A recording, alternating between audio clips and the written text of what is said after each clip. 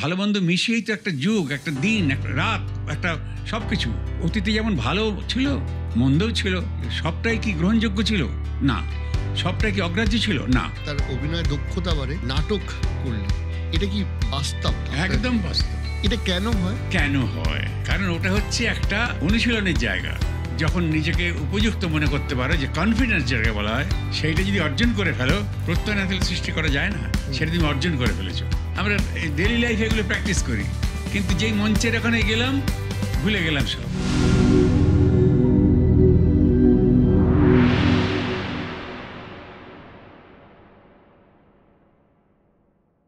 এখন বাংলা ইন্ডাস্ট্রি বা film industry নিয়ে এত কথা হয়, এটা হচ্ছে, ওটা হচ্ছে না, ওটা হচ্ছে, এটা হচ্ছে না।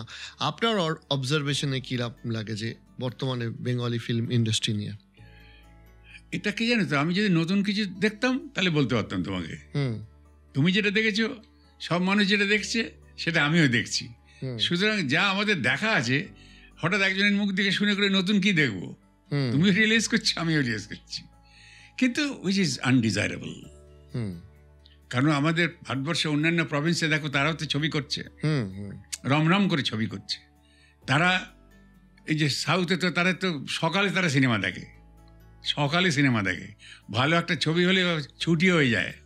তো এই যে আনন্দের জায়গাটায়, সেই আনন্দ থেকে আমরা বঞ্চিত হচ্ছি। আসলে যার যা কাজ, সেইটা যদি সে না করে বা তাকে দিয়ে না করানো হয়, তাহলে তো একটা ডিসাস্টার আসবেই। সেইরকম একটা কিছু হচ্ছে মনে হচ্ছে। বাংলা ফিল্মের সব থেকে বেস্ট টাইম পিরিয়ড কোনটা ছিল? সব থেকে বেস্ট হয় না, বেস্ট বললে আর সব থেকে বলা দরকার।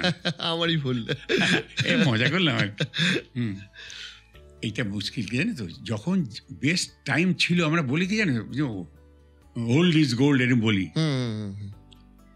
এটা আমি সবসময় মানতে রাজি নই। কারণ এই আজকে তোমার সঙ্গে কথা বলছি, কালকে তো এটা ওল্ড হবে। তাহলে এটা যদি গোল্ড, তারপরে কালকে যে আর একটা কথা যখন তুমি শুরু করবে, তখন দেখা গেলো যে আজকের যে সেটা আরো ভালো। তাহলে যে কোনো সময় অতীতে যেমন ভালো ছিল, তেমনি মন্দ শব্দটা ব্যবহার করবো না, ভালো মন্দ মিশিয়েই তো একটা যুগ, একটা দিন, একটা মানে রাত, একটা সবকিছু। তো সেই অতীতে যেমন ভালো ছিল, মন্দও ছিল, মানে সবটাই কি গ্রহণযোগ্য ছিল? না। সবটাই কি অগ্রাহ্য ছিল? না।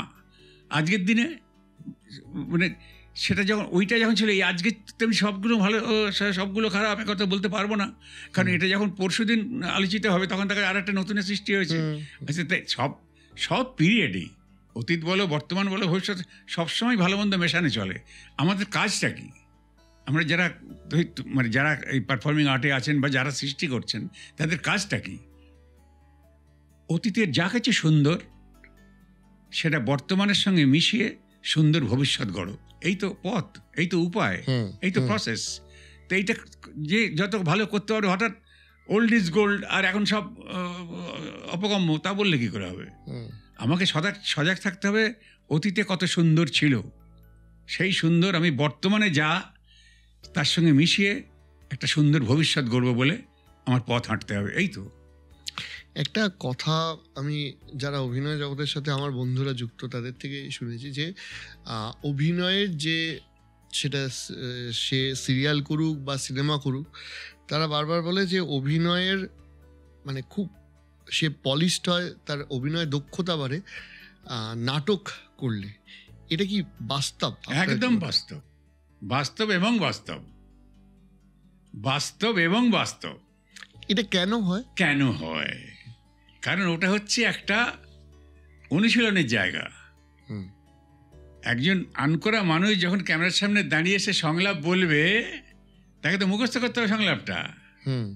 দ্বিতীয় কথা হচ্ছে, তাকে সে তো জানে না আমার সামনে কি আছে, এই সামনে রাইট অমুক, হ্যাঁ এইসব সংলাপ বলতে হবে, কেঁপে যাবে।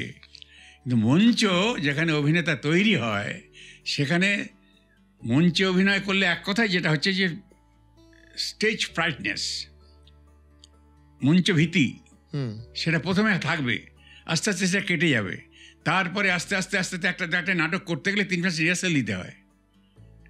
এই যে রিহার্সালের সময় একটা অনুশীলন, আস্তে আস্তে নিজেকে তৈরি করা, তোমার ভেতরে যত মানে অসঙ্গতিগুলো আছে, খামতিগুলো আছে, সেগুলো আস্তে আস্তে আস্তে আস্তে ওই প্র্যাকটিসের মধ্যে দিয়ে তোমার মানে যেটা সবচেয়ে বেশি এসেন্সিয়াল সেটা রিল্যাক্সেশন অফ মাসল, শরীর শৈথিল্য যেটা, সেটা মঞ্চে করলে তুমি সেটা পেয়ে যাবে। যত দিন যাবে তখন যত বেশি তুমি শরীর শিথিল হবে ডিউরিং অ্যাক্টিং, কথা বলার সময়। কারণ তুমি যা বলছো সেটা তুমি স্মরণে রেখে বলছো। অনেক সময় ইম্প্রোভাইজ করা হয়, সেটা পরের কথা। তারপরে কি মঞ্চে করলে অভিনয় করতে করতে করতে করতে তোমার একটা ফ্রাইটনেস এটা চলে যায়। এবার হতে হতে তুমি যখন নিজেকে উপযুক্ত মনে করতে পারো, যে কনফিডেন্স যেটাকে বলা হয়, হ্যাঁ, আত্মসচেতনতা, সেইটা যদি অর্জন করে ফেলো, তখন তুমি যে কোনো জায়গায় গিয়ে, সে ক্যামেরার সামনে বলো বা মানে আয়নার সামনে বলো বা অন্য মঞ্চে গিয়ে বলো, সে তুমি সব কিছু তুমি, কারণ তোমার তখন কনফিডেন্স, সেলফ কনফিডেন্স, আত্মপ্রত্যয়, যেটা প্রত্যয় না থাকলে সৃষ্টি করা যায় না, সেটা তুমি অর্জন করে ফেলেছো। সুতরাং মঞ্চ হচ্ছে 1 নম্বর, মঞ্চ 2 নম্বর, মঞ্চ 3 নম্বর। আরেকটা কথা বলুন, আমার খুব জানতে ইচ্ছা করে যে এখন বলা হয় যে অ্যাক্টিংটা খুব মানে বেসিক জিনিসটা খুব ইম্পর্টেন্ট, কারণ এখন অভিনয়কে প্রকাশ করার জন্য তো অনেকগুলো মিডিয়াম চলে এসছে, অনেকে সোশ্যাল মিডিয়াতেও নিজের মতো করে করছে। ভালো অভিনেতা বা ভালো শিল্পী হওয়ার জন্য কোন কোন গুণগুলো থাকা উচিত? দেখো, আমি অভিনয়টা করি কি দিয়ে, প্রসঙ্গই তো প্রশ্ন আসবে এটা। আমি তুমি তো শান দেবে সেগুলো, আমরা কি দিয়ে অভিনয় করি বলো? এই যে একটু প্রশ্নটা করলে, তাহলে আমি বলি যে আমরা কি দিয়ে অভিনয় করি, সেটা আমিই বলবো তোমাকে তো ছাত্র আমরা কি দিয়ে অভিনয় করি? শরীর এবং সত্তা দিয়ে অভিনয় করি, এর বাইরে কিচ্ছু নেই। ভালো করে ভেবে দেখো, শরীর এবং সত্তা। তো এই দুটোকে যদি আমি সজাগ করতে পারি, শানিত করতে পারি, তাহলে অভিনয় করার ব্যাপারে আমি খানিকটা তৈরি হলাম। এই সত্তার উপরে অনেক আলোচনা আছে, কারণ সংলাপ যে আমি বলবো, অনেক ব্যাপার জানো তো, এদিকে একবারে পুরো একটা মানে কি হবে, এপিসোড হয়ে যাবে। এপিসোড না, মানে সংলাপ, আমরা সংলাপ বলার জন্যই তো একটা বিরাট একটা এপিসোড হয়ে যাবে, মানে ওয়ার্কশপ হয়ে যাবে।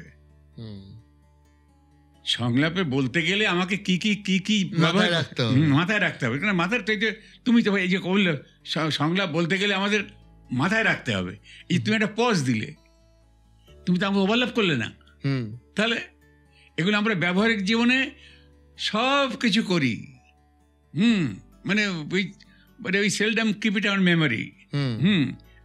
মানে আমরা ডেইলি লাইফে এগুলো প্র্যাকটিস করি, কিন্তু যেই মঞ্চের ওখানে গেলাম ভুলে গেলাম সব।